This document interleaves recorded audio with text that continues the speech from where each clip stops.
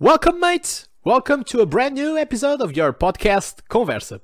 Olá, caros ouvintes, sejam bem-vindos a mais um episódio do vosso podcast Conversa e hoje estamos aqui com a bandeira do Reino Unido para falar então do Brexit, algo que vocês já vinham a pedir há algum tempo. Portanto, já que estamos todos em isolamento social e não em quarentena, portanto, fazem favor de partilhar isto com os vossos amigos, vossos colegas. Basta apenas irem ao Instagram do vosso podcast Conversa. Está lá um excerto do episódio anterior, o episódio 176, onde justamente falava que nós não estávamos nem de quarentena, nem de férias.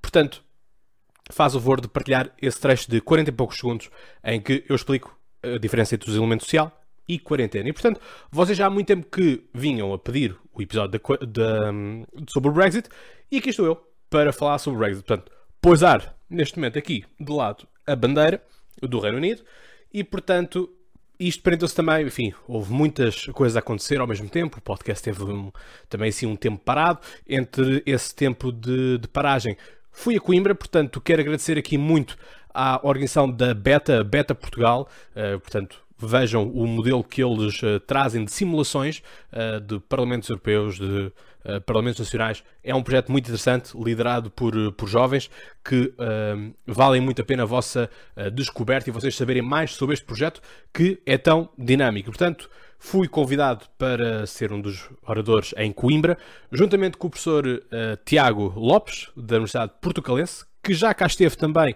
no podcast Conversa, o ano passado, no ENERI, o Encontro Nacional de Estudantes de Relações Internacionais, e portanto tivemos a conversar também sobre a parte da China, toda a ideia da esquerda, da direita, do populismo que estava a assolar também a Europa, isto também com o professor Nuno Canas Mendes, do ISCSP.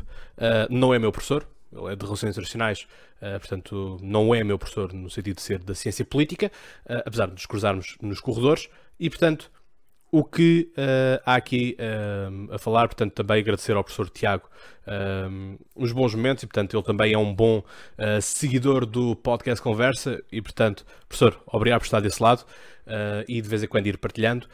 Portanto, foi uma plateia interessante no sentido de o pensamento com que eles estavam, apesar do Brexit ser algo ser algo em debate, foi interessante de ver que o mindset, portanto, desses jovens estudantes estava já no a seguir, portanto já não estavam a chorar, por assim dizer, o Brexit. Eu nunca chorei o Brexit, mas isso já vamos mais à frente, em que, portanto, o pensamento era falar sobre, por exemplo, Macron ter revisto a adesão da Albânia, por exemplo, à União Europeia, no sentido de que as coisas têm que ser revistas, e isso é um dos pontos que vamos tocar neste episódio. Foi interessante de ver esse mindset. Ao Dinis Reis, um grande abraço para ti, não está esquecido aquilo que eu prometi, portanto aqui está a menção, falámos um bocadinho muito rápido no final do episódio, da conferência, assim é que é, e portanto onde davas nota que gostavas e seguias o trabalho do podcast Conversa. Portanto, Dinis, da minha parte, um grande abraço, um grande obrigado, também a todos aqueles que foram seguindo o podcast desde aí. Portanto, o que é que vamos falar neste episódio? Falar, obviamente, do Brexit, mas no Brexit já se falou tanta coisa que eu não quero estar a repetir aquilo que já foi falado, corrigir algumas coisas que têm sido mal faladas, mas sobretudo percebermos de onde é que veio o Brexit, para onde é que vai o Brexit e que consequência que isto tem do ponto de vista da União Europeia, porque o Brexit não é um caso isolado, como nós já sabemos, até porque o próprio Reino Unido, enfim, diz algumas línguas que poderá estar à beira do abismo. Vamos lá falar sobre isso também. Portanto, é isto que vocês vão ter aqui explanado. Desde 1973, onde foi então a adesão do Reino Unido, juntamente com a Irlanda e juntamente com a Dinamarca. Portanto, em 73 entravam estes três países na então Comunidade Económica Europeia, a antiga CE. Só passa a União Europeia com o Tratado de Maastricht em 92. Portanto, vamos nesta viagem, é isso que se quer. Já agora, se estás no YouTube, não te esqueças de subscrever este podcast, dar o like, ativar as notificações para ser sempre notificado quando sai um novo episódio, quando está em estreia ou algo assim de género. E, portanto, é seguires no Facebook, no Twitter, no Instagram. Estamos por lá, portanto, é uma questão de seguires. Este é o podcast de política. Ora, vamos começar então com a política. Portanto, decorria o ano de 73, em que as posições inverteram-se um bocado. Portanto, aquilo que nós temos hoje em dia não é comparável com o que nós tínhamos em 1973. O que aconteceu? Em 1963, liderava o Partido Conservador, a Inglaterra, e tínhamos o Partido Trabalhista contra a entrada do Reino Unido na então CE. Hoje temos o papel inverso, portanto temos os trabalhistas, o Corbyn, a querer entrar, melhor, fez campanha para o Remain. E isto nós já tínhamos em 1975, portanto 2 anos depois, o Brexit já teve para acontecer. Portanto, isto houve várias nuances, várias ideias, e a linha ideológica mantém-se quase sempre a mesma, no sentido do argumentário de porque que nós teremos que sair da União Europeia, que a União Europeia não faz sentido para os ingleses. De que forma? Sempre a ideia dos imigrantes, sempre a ideia da taxação e do dinheiro comunitário que deve ser entregue à União Europeia. Portanto, era algo que os ingleses não gostavam muito. Também não gostaram da ideia de a Libra ficar correlada ao marco alemão. Portanto, o euro, para todos os efeitos, meus amigos, é o marco alemão. O marco alemão, na altura, era que pautava as dinâmicas europeias. Portanto, desenganem-se que acham que o euro é uma nova moeda. O euro é uma adaptação do marco alemão. Portanto, não é por acaso que o Banco Central Europeu também está em Frankfurt. Portanto, Frankfurt é que está a máquina do dinheiro, por assim dizer, da Europa. E é isto que nós precisamos ter nuance. Então, em 1975, ficou-se na União Europeia 67,2% dos ingleses disseram que queriam ficar. Todas as províncias, com exceção de 2, as Hébridas Exteriores e a Shetland, portanto, tudo isto muito a norte, 2 ilhas muito a norte da Escócia, foram as únicas que votaram maioritariamente para o Brexit à altura, portanto, não ficar, sair da CE. Portanto, a maioria da população, na altura, quis ficar na CE e, portanto, houve estas dinâmicas todas. E, na altura, o Partido Trabalhista, nos anos 80 e 90, vinha sempre com a campanha de teremos que sair da União Europeia, ou então CE, não estamos aqui a fazer nada, não temos controle sobre as nossas taxas, não estamos a cobrar os impostos que nós queremos, estamos sempre a ter que validar tudo para Bruxelas, quando isso não faz sentido. A nível da história da União Europeia, a Inglaterra sempre ocupou ali um papel de não avançar. Portanto, sempre teve ali uma ideia muito própria daquilo que devia ser a União Europeia. Aliás, os próprios ingleses não vão assinar o acordo de Schengen, justamente por causa disso, que eles querem ter controle das suas fronteiras. Portanto, isto é uma dos pontos. Eu estive em Londres em 2012, ano de Jogos Olímpicos. Não fui lá por causa dos Jogos Olímpicos, calhou. Foi esse verão que nós destinámos para que fosse a visita em Londres e, portanto, foi fazer a travessia toda nos ferries, que foi muito interessante e, portanto, ver toda aquela dinâmica também de Londres, portanto, ver como é que era o comportamento, ver tudo mais, em que havia algo de estranho no ambiente, ou seja, as pessoas muito sorridentes, mas em conversas depois percebemos que aquilo maioritariamente eram instruções que tinham vindo também para que as pessoas fossem friendlies com os estrangeiros, portanto, todos aqueles que estavam ali por aquela altura. Portanto, muitas equipas andavam a desfilar também nas ruas, via muitas vezes os equipamentos nacionais para os Jogos Olímpicos, portanto, um ambiente interessante. Gostei bastante de Londres, diga-se. Estava à espera de algo mais sisudo, mais chato, portanto, até estava bom tempo. Não apanhei uma pequena chuva quando estava na Tower Bridge, mas nada mais, foi interessante. Portanto, quem puder e conseguir ir a Londres, aconselho vivamente. Ora bem, mais sobre isto. Eles tiveram sempre esta postura muito fechada, da mesma forma que a minha postura, a minha posição, é muito a posição de Charles de Gaulle. Portanto, Charles de Gaulle, portanto, teve até ao final dos anos 60 na presidência da República Francesa, herói da Segunda Guerra Mundial, foi quem foi o estratega a partir de Londres da invasão, portanto, do desembarque na Normandia, portanto, é um herói nacional francês, é quem ainda hoje marca a política francesa, portanto, é algo que é estranho como é que um homem de direita consegue espalhar o gaullismo tanto à direita como à esquerda, portanto, é algo fenomenal, que só é rompido agora com Emmanuel Macron. Emmanuel Macron afirma-se como sendo fora do gaullismo, o que, do ponto de vista político, é um grande tiro no pé, ou pelo menos assim se achava, porque do gol é sempre aquele herói nacional. Apesar do mais 68 e toda essa trama que ele teve com os alunos, com os estudantes, continua a ser alguém muito querido e amado pelos franceses ainda hoje. Assim sendo, Charles de Gaulle sempre bloqueou a entrada da Inglaterra. Eles entraram, ficaram e, portanto, duraram. A questão é que, em 1993, surge um partido, o Partido do Referendo, em cuja missão era unicamente conseguir um referendo para que o Reino Unido saísse da própria União Europeia. É algo que não vai durar muito tempo, porque quem funda é o Goldsmith, e quando o Goldsmith morre em 1997, o próprio partido também morre. Portanto, foi uma coisa muito ligada à ideologia do próprio líder e, portanto, é daqueles partidos que funcionam enquanto houver líder. Quando o líder morre, desaparece de cena, o próprio partido também ele cai.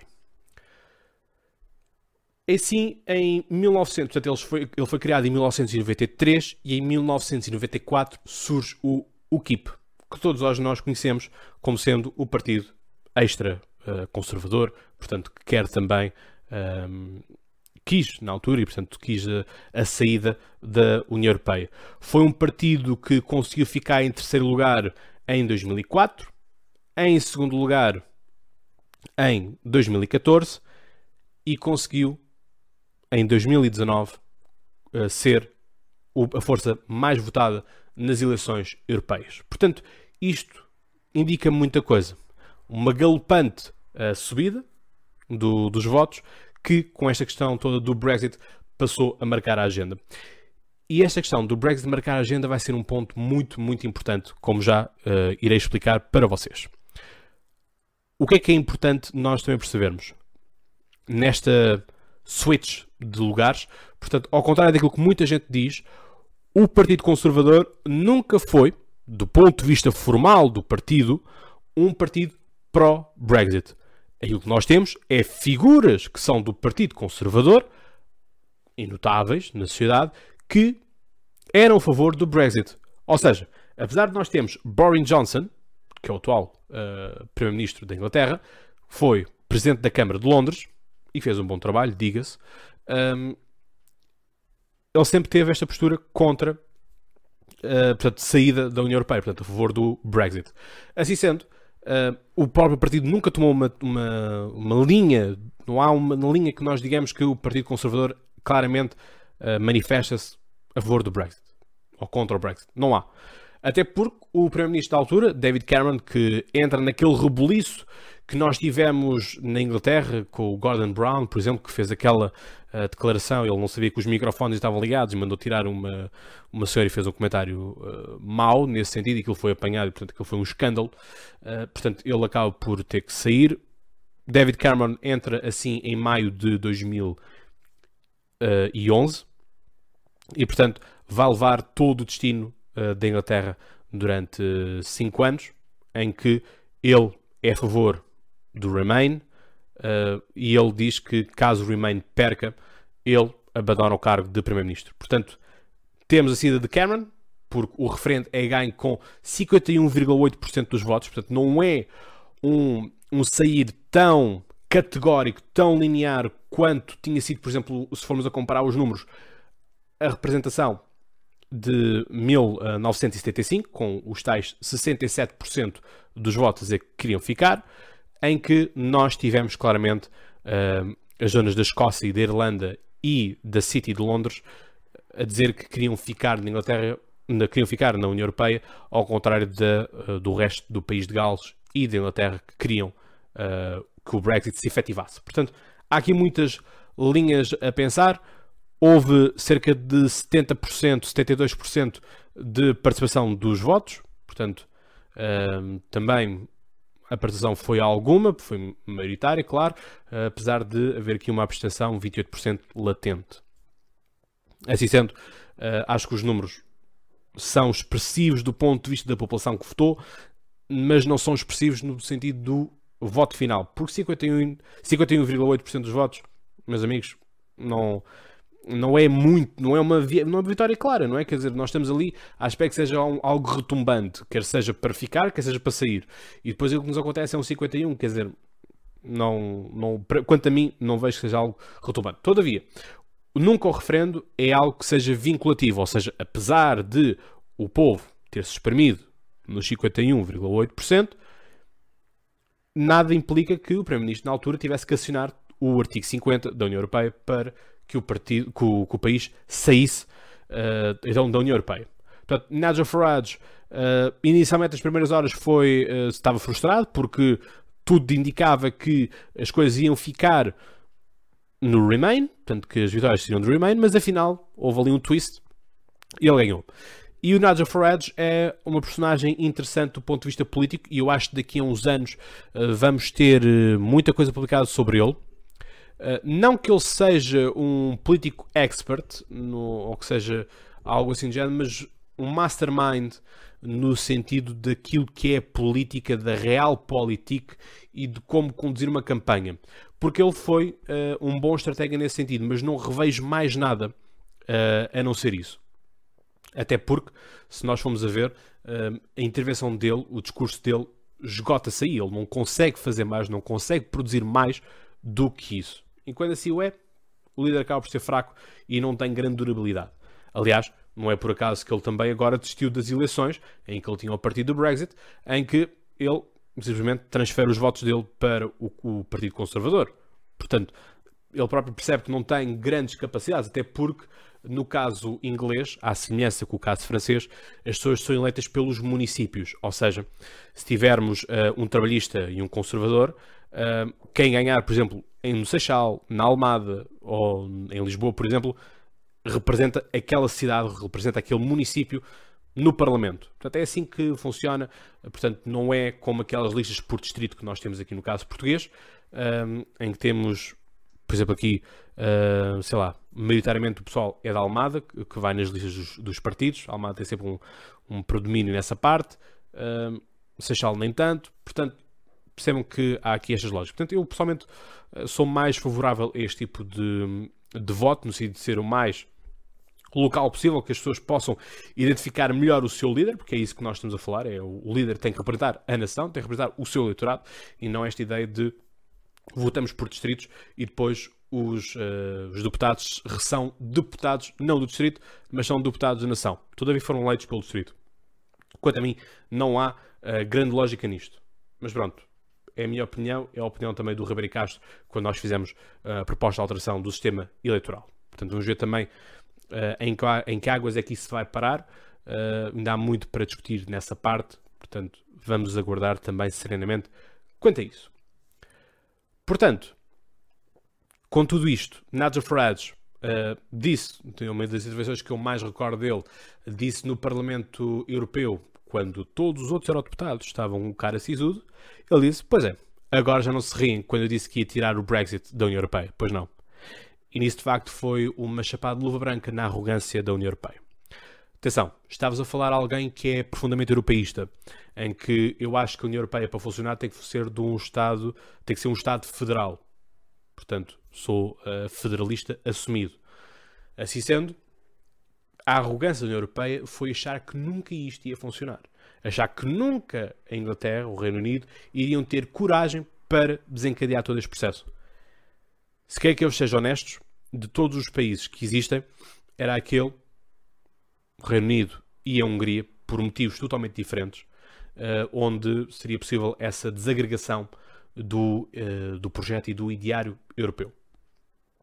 Que isto já é um assunto latente. Pensa lá comigo. A partir do momento que um partido, com um país entra num projeto, como é então a CE, e 2 anos depois já está a fazer um referendo, algo de errado se passa nesse país. Porque não é normal. Porque não podemos pensar que as coisas não nascem da noite para o dia. Portanto, é algo que leva tempo. O ideário europeu não está ele concluído. Aliás, tivemos referendos de uma Constituição europeia que foram votados contra pela França e pela Holanda, que são países fundadores deste projeto europeu, na altura da CEE. Portanto, se os ingleses esperam que é 1 ano ou 2 anos que a economia deles vai ser super pujante ou vai sofrer grande alteração, não é. Portanto, há aqui também um ideário de cooperação que não me parece a mim que os ingleses não são capazes de ter, não são capazes de pensar num projeto à escala continental. Mas Nigel Farage fez aquilo que ele queria fazer e, portanto, saiu do Parlamento Europeu. A nível da vida política, não se sabe muito bem o que é que ele agora anda a fazer. Andou aí por uns caminhos e, portanto, já saiu de outros. Vamos esperar, porque políticos destes são camaleões, são populistas, aparecem no momento, mas atenção, há muitas faculdades e, portanto, por que não ter como professor alguém assim? Alguém que tem, para todos os efeitos, know-how. Claro que tem um pensamento vincado, tem um pensamento que não se consegue dissociar, mas na política, como diz Churchill, a política é muito mais interessante do que a guerra, porque a diferença entre a política e a guerra é que na política podemos morrer às vezes que nós quisermos, que estamos sempre aí. E, portanto, Churchill também é prova disso. Em Portugal eu diria que Sócrates também é caso disso. Portanto, enfim, a política tem esta coisa de emoção, capacidade de cairmos, levantarmos, reconstruirmos, reinventarmos também, para os partidos políticos se reinventarem, e é justamente isso que vamos falar agora, que é a reinvenção dos próprios partidos políticos. Ora, David Cameron conseguiu reinventar os conservadores, da mesma forma que os trabalhistas se reinventaram eles próprios também, em que temos os conservadores que são aqueles que querem o projeto europeu, que depois andam por um caminho perdido com Margaret Thatcher.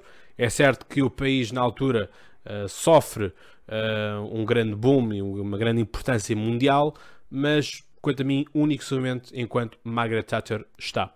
E por força das ligações com Ronald Reagan, portanto, no sentido de ser os neoliberais a governarem o mundo. Portanto, Tony Blair é um dos fundadores daquela que se chama a Terceira Via, e a Terceira Via vai ser a via que vai matar os partidos socialistas pela Europa fora. Portanto, é algo que é procurar coabitar coisas que não são possíveis de coabitar, no meu pensamento político. Portanto, se alguém é socialista, há coisas que não conseguem buscar ao capitalismo. Portanto, muitas teorias neoliberais não são passíveis de entrar no espectro socialista. Isso é a minha forma de pensar e um dia poderei fazer algo sobre isso, se vocês quiserem. Aliás, vamos ter agora muito tempo para estarmos juntos.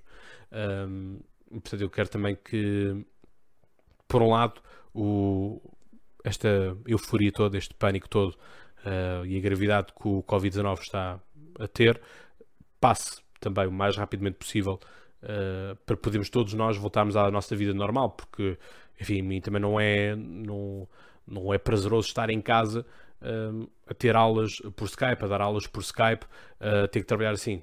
Portanto, isso para mim também não é interessante, mas, enfim, é o necessário. Portanto, ver se Portugal não cai naquilo que foi a Itália e a Espanha, portanto, por aí. Já no caso dos trabalhistas, os trabalhistas mudaram-se também, em que passaram a ter uma vertente europeísta, o que era de esperar. E, portanto, em que sentido? Em que o projeto europeu é fundado sobretudo por sociais-democratas e por democratas cristãos. Konrad Adenauer, por exemplo, na Alemanha.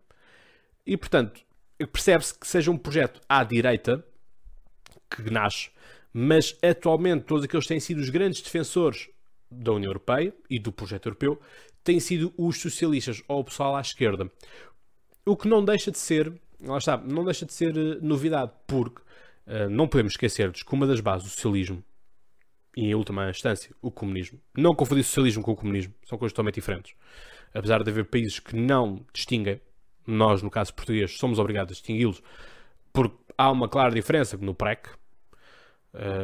Portanto, o comunismo é aquilo que é a União Soviética, o socialismo é algo que é de esquerda, mas permite o capitalismo no sentido enquanto padrão económico. Portanto, não é aquela cegueira do Partido Comunista e do Bloco de Esquerda com o padrão de vida da União Soviética. Portanto, o Partido Socialista vai pela via da social-democracia da Suécia, por exemplo. Portanto, isto é que é o padrão. Daí que nós tínhamos muitas vezes o próprio Rio a dar tropeçadas nesta questão dos conceitos, mas pronto, já é outra coisa, já será para outro episódio falarmos sobre conceitos.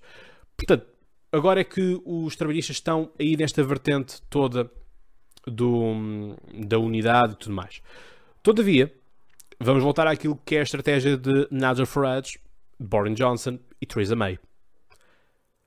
Toda a campanha que nós tivemos agora, em que Boris Johnson consegue dar das melhores maiorias absolutas ao Partido Conservador, tem que ver pelo simples facto, tal como os democratas nos Estados Unidos da América, os trabalhistas não foram capazes de ter agenda própria.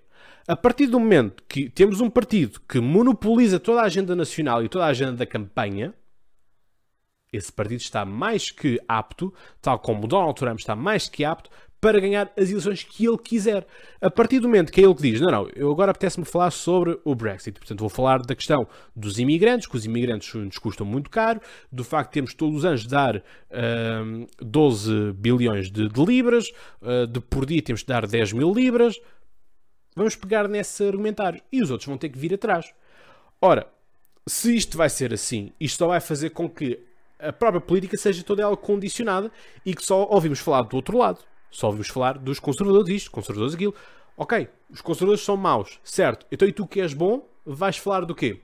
Percebem? É este tipo de coisas que em política não pode existir. E, portanto, quando alguém consegue, mesmo até a nível de faculdades, ganhei todas as eleições que eu quis na minha faculdade, juntando, fazendo com que um grande bloco de Partido Comunista e das praxes da altura se alinhassem todos contra mim e perderam nas mesmas eleições.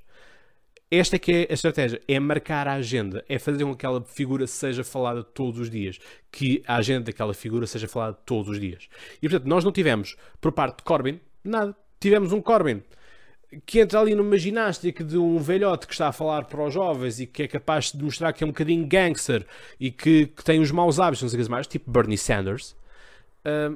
E depois temos o Boris Johnson, que tem capital político, porque foi Presidente da Câmara de Londres, porque tem uma posição vincada, porque percebe que maioritariamente do pessoal é a favor do Brexit, e os trabalhistas não foram capazes de perceber que quanto mais se falasse do Brexit, quanto mais o Brexit fosse arrastado, mais benéfico isso seria para os conservadores.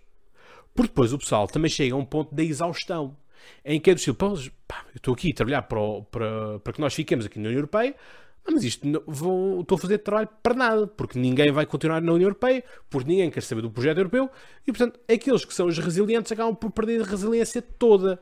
E obviamente que aqueles que são os mauzinhos, que nós apelidamos de uma perspectiva manicaísta da política, os mauzinhos ganham. Óbvio, são mais inteligentes, conseguem ser mais rápidos. E eles ainda não perceberam. Portanto, Corbyn, a bem do Partido Trabalhista, sai do Partido Trabalhista. Portanto, Boris Johnson sobe depois ao poder e agora temos neste impasse do acordo ou não acordo. Eu, para ser muito sinceros, e já se fala da possibilidade de o Reino Unido voltar a entrar. E isto, tal como eu disse, em Coimbra, não acho que seja lógico, não acho que valha a pena estarmos à espera do Reino Unido. Bons amigos e não sei o quê, cada um vai à sua vida. Portanto, temos que preocupar-nos agora com quem está cá, porque quem cá está é quem faz falta. E, portanto, temos 27 países que alguns estão em dificuldades, alguns também estão em derivas ideológicas, que estão sem noção do projeto europeu, e é com esses que nós temos que nos preocupar. Porque senão, se um sai, saem todos a seguir também. Quer dizer, isto não pode ser uma manada em que se abriu a porta e agora vai tudo. Porque senão estamos mal. E assim é que este projeto europeu se devia de reforçar. E não é pensarmos já, não, temos que pôr a Turquia, temos que pôr a Albânias e as Sérvias e as Bósnias da vida. Nada disso. É consolidar o projeto europeu, reforçar as regras, tal como Emmanuel Macron está a querer fazer, e bem, que a ideia de esta é a nossa casa, na nossa casa mandamos nós. E portanto, se tu queres entrar na minha casa, podes entrar, mas tens que... quando entras tens de descalçar-te, vais ter que cumprimentar toda a gente, whatever. São as regras das casas. E, portanto, na União Europeia é isto. Somos a favor da União Europeia, temos esta perspectiva da União Europeia e o projeto europeu é unidade entre todos. Não é como temos no caso da Hungria, família do Orbán, que é contra a União Europeia, que a União Europeia não presta para nada, mas depois temos os amigos do Orbán, os familiares do Orbán, experimentam uma expressão, a sacar dinheiro da Europa para projetos pessoais. Então, a Europa é assim tão má, mas estamos a usar os fundos comunitários para proveito próprio. E o problema é que o Viktor Orbán consegue serpentear todas as cláusulas, todas as regras que existem dos subsídios europeus. E, portanto, eu não quero que a União Europeia seja um albergue espanhol em que entra toda a gente se serve e, portanto, entram e depois saem e, afinal, gostamos à rasca, precisamos também do mercado, porque o mercado comunitário é interessante, mas agora já não, porque nós queremos ter boas taxas da União Europeia, mas queremos comercializar com os países que nós quisermos, sem que seja da ideia de se o Reino Unido comercializa, a União Europeia também comercializa. São este tipo de ideias que nós temos que perceber bem onde é que nós queremos ficar, o que é que nós queremos fazer, porque só assim é que faz sentido. Porque a União Europeia é maior do que qualquer outro país, tem ideais mais fortes e maiores do que qualquer outro país. Ouçam, não se esqueçam que até 1984 os eurodeputados eram indicados pelos parlamentos nacionais, em que os eurodeputados apenas podiam dar pareceres. Hoje em dia, escolhemos nós os nossos eurodeputados, os deputados podem votar a favor ou contra, só lhes falta neste momento ao Parlamento Europeu ter capacidade legislativa de criar projetos de lei, porque neste momento a União Europeia, o Parlamento Europeu, só pode fazer coisas de acordo com aquilo que for já a iniciativa da Comissão Europeia, ou seja, do Executivo. Era a mesma coisa, agora os nossos deputados no Parlamento Nacional só poderem trabalhar as leis que o António Costa quer, ou qualquer outro Primeiro-Ministro que lá esteja. Portanto, é isto que nós temos que perceber. É que tudo isto tem sido um grande desenvolvimento. É um projeto que está em desenvolvimento. Começou inicialmente como apenas um projeto económico. Passou para um projeto social, projeto político, diplomático. E tem garantido mais 50 anos de paz na Europa. Portanto, é um projeto grande. Eu gosto muito da União Europeia. Todavia, acho que ela também deve ser retratada, ou seja, também deve ter alterações a executar, porque não é um projeto perfeito. Não há nenhum projeto perfeito no mundo, meus amigos. A própria ONU já está ultrapassada. Aliás, a ONU ultrapassou logo no dia seguinte em que for criada. Portanto, agora está muito pior. Portanto, a nível do Brexit, para o futuro, para concluir isto também, não quero que a União Europeia se ajoelhe perante condições do Reino Unido, porque eles é que saíram. Portanto, quem agora tem que estar na mão de cima é a União Europeia. Portanto, se eles querem taxas, ok, vão ter taxas, mas vão ser as taxas que sejam mais benéficas para a União Europeia, porque agora somos 27 contra 1. E mesmo esse 1 já são só 4. Não é? Porque é isto mesmo que nós temos que perceber. E foi algo que eu também disse em Coimbra. Isto é Reino Unido ou é Inglaterra mais 3? É que para umas coisas é Reino Unido, mas para outra coisa é Inglaterra mais 3. Em que a Irlanda do Norte fica de fora, País de Gales fica de fora e a Escócia fica de fora. Portanto, isto tudo vai levar também a intensificação por parte dos escoceses do seu projeto de independência, porque lá está, a Escócia quer pertencer à União Europeia, porque a Escócia per si não tem capacidade autónoma para tal. Portanto, levanta aqui um problema, que eles querem ser independentes, mas também não têm grandes recursos. Aliás, como eu disse também em Coimbra, há que pensar porque é que a muralha de Adriano acabou ali a meio da Inglaterra. Os romanos não vão a sítios, ou não iam a sítios, onde não fosse possível, ou onde não houvesse recursos, ou onde não fosse interessante lá ir. Por isso é que nós temos ali a muralha de Adriano, por isso é que nós chegamos ali à Germânia e paramos nas florestas, porque além das florestas não há mais nada. Por aquilo que é interessante, que é ali o vale do Reno, não é? A Alsácia-Lorena, que é onde nós temos minério, aí fica-se, mas não se vai além disso, porque para o resto já é só madeira. E de facto é isso. Portanto, a União Europeia tem que se fortalecer. Há que, este acordo também agora está em suspenso por causa do Covid-19. Portanto, tudo isto ainda está a amadurecer. A própria União Europeia, eu acho que ainda está a recuperar do que é que deve fazer. E lá está, o Covid-19 está a monopolizar neste momento a política toda internacional. E, portanto, estamos mais preocupados em criar planos de contingência para os países, planos de recuperação económica para os países. E, portanto, o Brexit, o próprio Inglaterra também está a pensar um bocado nisso. E, portanto, também não há grande interesse. Até porque Boris Johnson também quis um hard Brexit, ou seja, uma saída sem acordo. Deixem-no ficar com isso. Pá, sério, deixem. Não vale a pena irmos lá repescá-lo. Portanto, é isto. No futuro, isto obviamente também levantou problemas e foi uma das questões levantadas pelos estudantes, é como é que ficava agora as Irlandas. Para as Irlandas já passámos um bocado daquilo que foi os acordos de Sexta-feira Santa.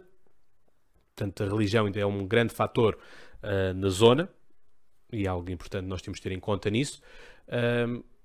Mas não vejo que a curto prazo as Irlandas se juntem. No futuro, onde as coisas estiverem mais